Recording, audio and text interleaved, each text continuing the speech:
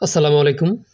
আপনার খুব মন খারাপ হলে ঘরে বসে না থেকে প্রকৃতির সান্নিধ্যে বেরিয়ে পড়ুন। প্রকৃতি আপনাকে নিঃস্বার্থ সঙ্গ দিবে।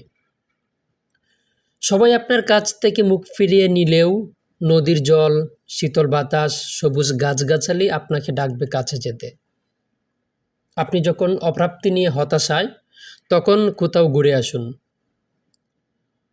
ভ্রমণ শুধু একটি নতুন গন্তব্যে পৌঁছা নয়, এটি হলো আপনার আত্মাকে মুক্তি দেয়া।